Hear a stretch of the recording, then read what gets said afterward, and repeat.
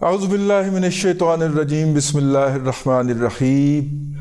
السلام علیکم جی۔ مریم نواز شریف نے سوات کے اندر ایک جلسے سے خطاب کیا۔ جو مریم نواز شریف نے وہاں پہ تقریر کی ہے وہ اب تک ان کی گئی تمام تقاریر سے الگ تھی۔ اس کے الگ اور علیحدہ ہونے کی وجوہات کیا تھیں، اس کے اوپر ہم آپ سے بات کریں گے۔ آپ نے ہمارے ساتھ رہنا ہے۔ آپ کو پتہ ہے کہ کنٹینٹ کا انالیسس، تقریر کے اندر کیا بولا گیا ہے اس کا انالیسس جو ہوتا ہے وہ ہمارا خاص شعبہ ہے، تخصیص ہے ہماری، تو ہم یہ کام کرتے رہتے ہیں۔ دیکھیے، میاں نواز شریف صاحب کو میں نے فلی ریلیکس اس دن دیکھا تھا جس دن انہوں نے اپنی پارٹی کا منشور لانچ کیا تھا 184H ماڈل ٹاؤن میں، جو کہ پاکستان مسلم لیگ نواز کا مرکزی دفتر ہے، ہیڈ آفس ہے۔ اس دن میں نے آپ سے خدمت میں عرض کیا تھا کہ جب سے میاں نواز شریف نے پاکستان کے اندر قدم رنجہ فرمایا ہے، میں نے آج پہلے دن ان کو ریلیکس دیکھا۔ پورا فل جوبن پہ تھا میاں، اور میاں جو فل جوبن تے ہوندا ہے نا پھر جگدہ کرانا ہے، ٹھیک ہے۔ میاں نواز شریف نے ہاسا جہا پا دیندے نے، لائٹر جی گل کر کے نا ہاسا فکرہ ایک چھڑ دیتا، ہاسا پا دیتا۔ وہ اس دن میاں نواز شریف اپنے فل جوبن پہ تھے، طبیعت کے حوالے سے بھی، باڈی لینگویج کے حوالے سے بھی ایسے چھایا ہوتا تھا۔ میں نے کسی ایک بڑے سینئر صحافی کو ساتھ کھڑے ہو کے کہا، میں نے کہا آپ میاں صاحب کی باڈی لینگویج دیکھ رہے ہیں؟ انہوں نے کہا کہ he is looking as a prime minister. یعنی جس دن لانچ کیا نا اس دن میاں نواز شریف، مطلب جس بندے کو یقین ہو جاتا ہے نا کہ میں جتیا ہوا ہوں، اس دن میاں نواز شریف صاحب کی یہ باڈی لینگویج تھی۔ اچھا، مریم وہ پریزنٹیشن کے درمیان سے اٹھ کے چلی گئیں۔ مریم نواز شریف اس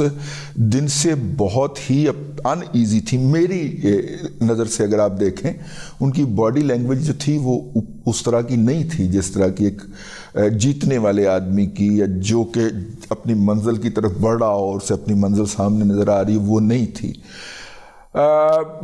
حافظ آباد میں جو تقریر ہوئی اور جس میں میاں صاحب نے پہلے تقریر کی اور مریم بی بی کو آگے کر دیا، اس کے بعد ان سے تقریر کی، مریم سے تقریر نہیں ہو سکی۔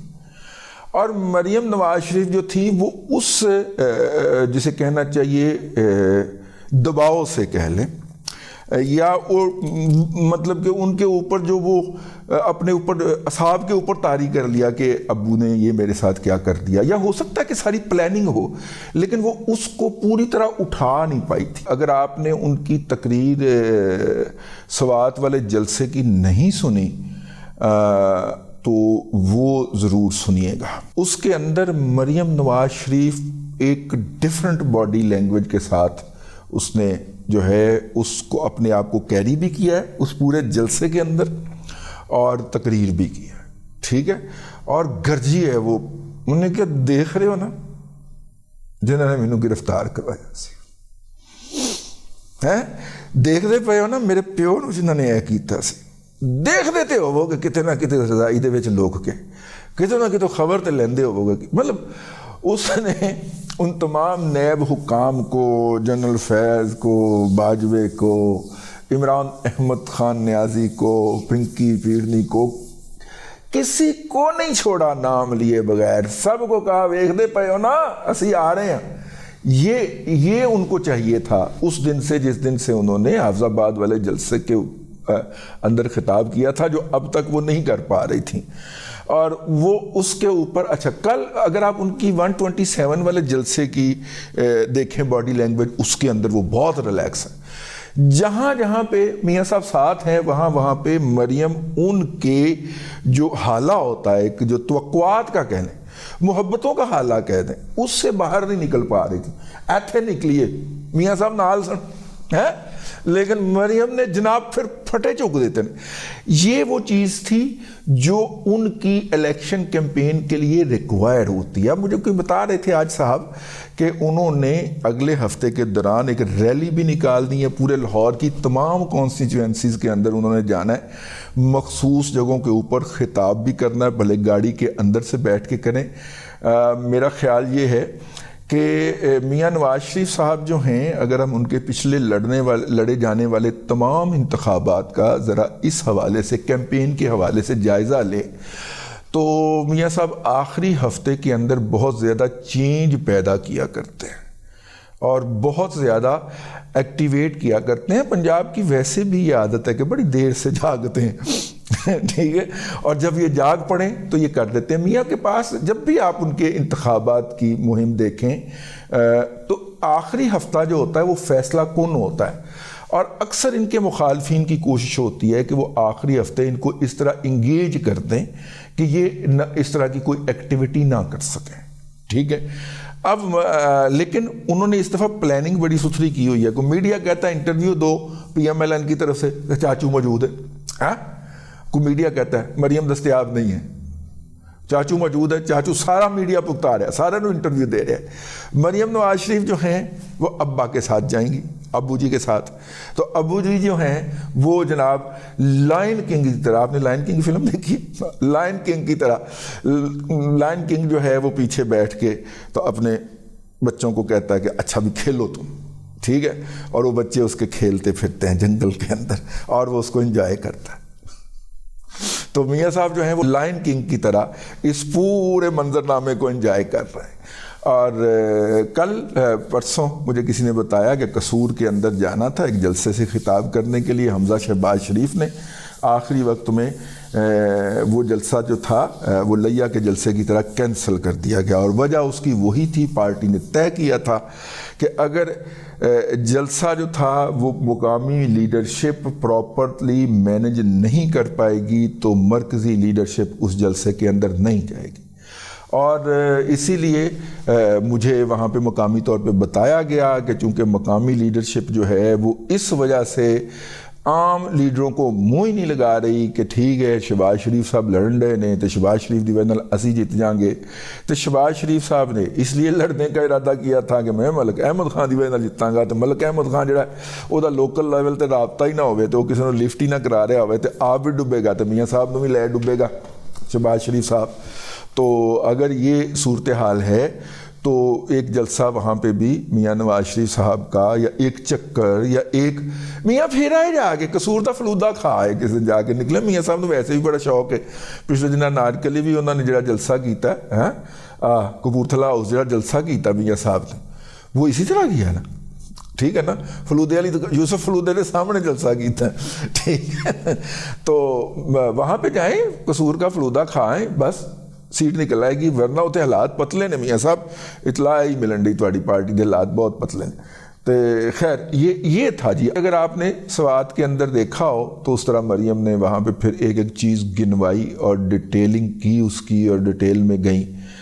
سوات کے جلسے کی اہمیت اس حوالے سے بھی ہے کہ پی ٹی آئی کے عروج کا آغاز جو تھا وہ سوات سے ہوا تھا، اور اس عروج کو لیڈ کیا تھا اپنا مراد سعید نے، اور مراد سعید صاحب نے، اور پھر وہاں پہ کوئی قصائی ہے وہ بھی اربوں پتی ہو گیا، وہ پی ٹی آئی میں شامل ہوا۔ مراد سعید صاحب جو ہیں وہ انہوں نے جو نعرہ لگایا تھا اور جس طرح کی وہ فائری سپیچز کیا کرتے تھے اور بے بنیاد قسم کی تقریریں تھیں جو کہ پارٹی کے بعد میں گلے میں پڑیں، عمران خان آئے گی، الپ اٹھائے گی، $200 ارب لائے گی، $100 ارب آئی ایم ایف کے منہ پہ مارے گی اور $100 ارب آپ پہ لٹائے گی۔ اے تقریر پہ گئی نا عمران خان دے گلے، ٹھیک ہے، جڑا یہ نقل اتاردا سی انہوں چک کے تو دی پسلی توڑ دیندے سن، لیکن تقریر تے پئی رہی نا 3 سال 7 ماہ اور 21 دن۔ تو یہاں سے ان کا جو فریولس بیانیہ ہے، جو بے بنیاد جھوٹ، کذب اور بہتان ترازی کے اوپر مشتمل بیانیہ ہے، اس کی بنیاد یہاں پہ رکھی گئی، اور یہاں پہ بہت عرصے تک کسی دوسری پارٹی نے جانے کی ہمت نہیں کی، اور لیکن وہاں پہ جلسہ ہوا ہے، بہت کامیاب جلسہ ہوا ہے۔ پی ایم ایل این کے بھی جلسے ہوتے رہے ہیں پہلے، لیکن یہ ان جلسوں میں سے بہت بہتر جلسہ تھا، اگرچہ گراؤنڈ کا انتخاب جو تھا وہ چھوٹا تھا تاکہ اس کو بھرنے میں آسانی رہے، اور وہ آسانی رہی وہاں پہ۔ مراد سعید صاحب جو ہیں وہ الیکشن نہیں لڑ رہے، وہ الیکشن سے دستبردار ہو چکے ہوئے ہیں۔ ان کے والد صاحب نے الیکشن لڑنے کی کوشش کی تھی، ویسے وہ ڈگری مکمل نہیں کی اتنے تعلیم بالغاہ جس آسٹریلیا پہنچ کے پھڑیا گیا سی تو لیکن بہرحال یہ جو اس وقت مراد سعید صاحب جو ہیں ان کے خلاف جتنے بھی مقدمات ہیں وہ کوئی خفیہ قوت جو ہے ان کو پیچھے کر دیتی ہے، وہ فائلیں دبا دیتی ہے۔ چاچو کو بھی اجازت نہیں دی گئی کہ حبیب بینک کے ساتھ پاکستان پوسٹل سروس کے معاہدے کو اوپن کر سکیں، ٹھیک ہے، وہ دبا دی جاتی ہیں۔ جس طرح حکام کو یہ ہدایت ہے کہ یہ جو ہے حماد اظہر اگر آپ کے سامنے آ جائے تو آپ نے آنکھیں دوسری طرف کر لینی ہیں اور تاکہ وہ وہاں سے نکل جائیں۔ حماد اظہر صاحب ہماری اطلاع کے مطابق کم از کم 2 دفعہ ان لوگوں کے سامنے آئے ہیں جنہوں نے ان کو پکڑنا تھا، تو انہوں نے کہا کہ جی ہم ذرا ادھر ادھر دیکھ لیتے ہیں، آپ یہاں سے نکل جائیں تاکہ ہم یہ کہہ سکیں کہ ہمارے جانے سے پہلے آپ نکل گئے تھے۔ یہ ہمیں بڑے ہی کریڈیبل، کچھ لوگوں کا خیال ہے 2 دفعہ، 2-3 لوگوں نے تو یہی کہا 2 دفعہ، لیکن ایک صاحب کا خیال ہے کہ کم از کم 3 مرتبہ وہ تھے کہ ایسے ہاتھ بڑھا کے ان کو پکڑا جا سکتا تھا، لیکن ان کو یہی تھا کہ ان کے لیے جو گئے تھے، جو بھیجے گئے تھے، ان کو حکم تھا کہ اس کو گرفتار نہیں کرنا، آپ نے صرف کارروائی پوری کرنی ہے،